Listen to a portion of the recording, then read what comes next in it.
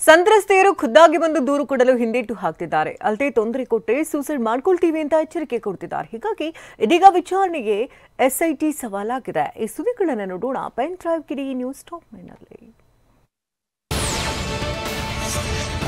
ಪ್ರಜ್ವಲ್ ಪ್ರಕರಣದಲ್ಲಿ ಸಾವಿರಾರು ಮಹಿಳೆಯರು ಸಂತ್ರಸ್ತೆಯರಾಗಿದ್ದಾರೆ ಅಂತ ಆರೋಪಿಸಲಾಗ್ತಿದೆ. ಆದರೆ ಈವರೆಗೆ ಮನೆ ಕೆಲಸದಾಕೆ ಮಾತ್ರ ಕೇಸ್ ದಾಖಲಿಸಿದ್ದಾರೆ. ವಿಡಿಯೋದಲ್ಲಿರೋ ಮಹಿಳೆಯರನ್ನ ಎಸ್ಐಟಿ ಸಂಪರ್ಕಿಸಿದೆ. ಆದರೆ ಅವರೆಲ್ಲ ನಾವು ಕೇಸ್ ದಾಖಲಿಸಿಲ್ಲ, ನಮಗೆ ತೊಂದರೆ ಕೊಡಬೇಡಿ, ತೊಂದರೆ ಕೊಟ್ರೆ ಸೂಸೈಡ್ ಮಾಡಿಕೊಳ್ತೀವಿ ಅಂತಿದ್ದಾರಂತೆ. ಹೀಗಾಗಿ ವಿಚಾರಣೆಗೆ ಎಸ್ಐಟಿಗೆ ಸವಾಲಾಗಿದೆ. ಪ್ರಕರಣದ ವಿಚಾರಣೆಗೆ ಒಟ್ಟು 3 ತಂಡ ರಚಿಸಲಾಗಿತ್ತು. ಮೊದಲ ತಂಡ ಹೊಳೆನರಸೀಪುರದಲ್ಲಿ ದಾಖಲಾಗಿರೋ ಕೇಸ್ ಬಗ್ಗೆ ವಿಚಾರಣೆ ನಡೆಸಿದ್ರೆ, ಎಸ್ಪಿ ಸೀಮಾ ಲಾಟ್ಕರ್ ನೇತೃತ್ವದ 2ನೇ ತಂಡ ಸಂತ್ರಸ್ತೆಯರ ವಿಚಾರಣೆ ನಡೆಸಲಿದೆ. ಇನ್ನು 3ನೇ ತಂಡ ವಿಡಿಯೋ ಪರಿಶೀಲನೆ ನಡೆಸಲಿದೆ. ರಿಲೀಸ್ ಮಾಡಿದ್ಯಾರು, ಪೆನ್ ಡ್ರೈವ್ ಹಂಚಿದ್ಯಾರು ಅನ್ನೋ ಬಗ್ಗೆ ತನಿಖೆ ಮಾಡಲಿದೆ. ನಿಮ್ಮ ಉಬ್ಬಿದ ರಕ್ತನಾಳಗಳ ಸಮಸ್ಯೆಗೆ ಎವಿಸ್ ಆಸ್ಪತ್ರೆಯಲ್ಲಿ ಕೇವಲ 30 ನಿಮಿಷದ ಲೇಸರ್ ಚಿಕಿತ್ಸೆಯೊಂದಿಗೆ ಮುಕ್ತಿ ಹೊಂದಬಹುದು. ಹೆಚ್ಚಿನ ವಿವರಗಳಿಗಾಗಿ ಸಂಪರ್ಕಿಸಿ 8088837300. ಹಾಸನದಲ್ಲಿ ಸರ್ಕಾರದಿಂದಲೇ ಸಂಸದರಿಗಾಗಿ ನಿವಾಸ ಇದೆ. ಇದೇ ನಿವಾಸವನ್ನ ಹಿಂದೆ ಎಚ್ಡಿ ದೇವೇಗೌಡರು ಬಳಸ್ತಿದ್ರು. ಸದ್ಯ ಪ್ರಜ್ವಲ್ ಸಂಸದ ಆಗಿರೋದ್ರಿಂದ ಈ ನಿವಾಸವನ್ನ ಉಪಯೋಗಿಸುತ್ತಿದ್ದಾರೆ. ಹೀಗಾಗಿ ಅದೇ ಸರ್ಕಾರಿ ನಿವಾಸದಲ್ಲೇ ಪ್ರಜ್ವಲ್ ಇಂಥ ನೀಚ ಕೃತ್ಯ ಎಸಗಿರೋ ಶಂಕೆಯಿದೆ.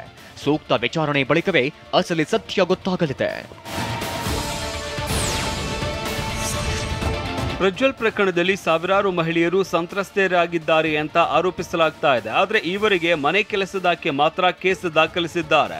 ವಿಡಿಯೋದಲ್ಲಿ ಇರುವ ಮಹಿಳೆಯರನ್ನ ಎಸ್ಐಟಿ ಸಂಪರ್ಕಿಸಿದೆ. ಆದರೆ ಅವರೆಲ್ಲ ನಾವು ಕೇಸ್ ದಾಖಲಿಸಿಲ್ಲ, ನಮಗೆ ತೊಂದರೆ ಕೊಡಬೇಡಿ, ತೊಂದರೆ ಕೊಟ್ರೆ ಸೂಸೈಡ್ ಮಾಡ್ಕೊಳ್ತೀವಿ ಅಂತಿದ್ದಾರಂತೆ. ಹೀಗಾಗಿ ವಿಚಾರಣೆನೇ ಎಸ್ಐಟಿಗೆ ಸವಾಲಾಗಿದೆ. ಪ್ರಜ್ವಲ್ ರೇವಣ್ಣ ಪ್ರಕರಣದ ಕುರಿತು ಹುಬ್ಬಳ್ಳಿಯಲ್ಲಿ ನಿನ್ನೆ ನಡೆದ ಸಮಾವೇಶದಲ್ಲಿ ಕೇಂದ್ರ ಗೃಹ ಸಚಿವ ಅಮಿತ್ ಶಾ ಮಾತನಾಡಿದ್ದಾರೆ. ಲೋಕಸಭೆ ಚುನಾವಣೆಯಲ್ಲಿ ಜೆಡಿಎಸ್ ಜೊತೆ ಮೈತ್ರಿ ಮಾಡಿಕೊಂಡಿದ್ದೇವೆ. ಮೈತ್ರಿ ಮಾಡಿಕೊಳ್ಳುತ್ತಿದ್ದಂತೆ ಪ್ರಜ್ವಲ್ ರೇವಣ್ಣನ ಪೆನ್ ಡ್ರೈವ್ ಬಂತು. ರಾಜ್ಯದಲ್ಲಿ ಕಾಂಗ್ರೆಸ್ ಸರ್ಕಾರವಿದೆ, ಯಾಕೆ ಕ್ರಮ ಕೈಗೊಳ್ಳಲಿಲ್ಲ? ಪ್ರಜ್ವಲ್ ರೇವಣ್ಣನನ್ನ ವಿದೇಶಕ್ಕೆ ಹಾರಿ ಹೋಗಲು ಏಕೆ ಬಿಟ್ಟಿದ್ದೀರಿ? ಪ್ರಜ್ವಲ್ ರೇವಣ್ಣನಿಗೆ ಕಠೋರ ಶಿಕ್ಷೆ ನೀಡಿ, ನಾವು ಬೆಂಬಲಿಸುತ್ತೇವೆ ಎಂದಿದ್ದಾರೆ. ಪ್ರಜ್ವಲ್ ರೇವಣ್ಣ ಪ್ರಕರಣದ ಕುರಿತು ಕಾಂಗ್ರೆಸ್ ಆರೋಪಕ್ಕೆ ಮಾಜಿ ಸಿಎಂ ಕುಮಾರಸ್ವಾಮಿ ಕಿಡಿಕಾರಿದ್ದಾರೆ. ಪ್ರಜ್ವಲ್ ಕಾರು ಚಾಲಕ ಕಾರ್ತಿಕ್ನನ್ನ ಮಲೇಷಿಯಾಗೆ ಕಳಿಸಿಕೊಟ್ಟವರು ಯಾರು? ನಿನ್ನೆ ಡ್ರೈವರ್ ವಿಡಿಯೋ ರಿಲೀಸ್ ಮಾಡಿದ್ನಲ್ಲ, ಆತ ಮಾತನಾಡಿರುವ ವಿಡಿಯೋ ಮಾಡಿದ್ಯಾರು ಎಂದು ಕುಮಾರಸ್ವಾಮಿ ಪ್ರಶ್ನಿಸಿದ್ದಾರೆ. ಎಚ್ಡಿ ಕುಮಾರಸ್ವಾಮಿಯೇ ಬೆಟ್ಟಿರಬೇಕು ಅಂತ ಚಿಲ್ಲರೆ ಸಹೋದರರು ಹೇಳಿಕೆ ಕೊಟ್ಟಿದ್ದಾರೆ. ನಮ್ಮನ್ನ ಕೆಣಕಿದ್ರೆ ನಾವು ಸುಮ್ಮನೆ ಬಿಡೋದಿಲ್ಲ ಎಂದು ಕುಮಾರಸ್ವಾಮಿ ಡಿಕೆ ಬ್ರದರ್ಸ್ ವಿರುದ್ಧ ಗುಡುಗಿದ್ದಾರೆ.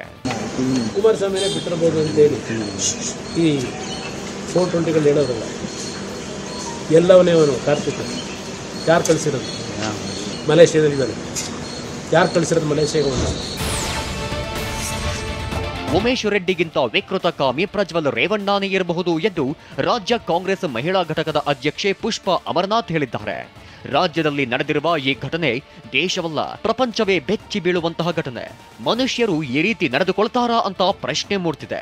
ಪ್ರಜ್ವಲ್ಗೆ ಪೆನ್ ಡ್ರೈವ್ ಹಾರ ಹಾಕಿ ಸ್ವಾಗತ ಮಾಡ್ತೇವೆ ಎಂದು ಕಿಡಿಕಾರಿದ್ದಾರೆ.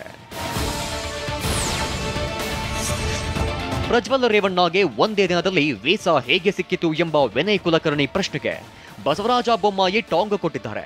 ಪ್ರಜ್ವಲ್ ವೀಸಾಗೆ ಅಪ್ಲೈ ಮಾಡಿದ್ದನ್ನ ಸಿಕ್ಕಿದ್ದನ್ನ ಇವರು ನೋಡಿದ್ದಾರಾ?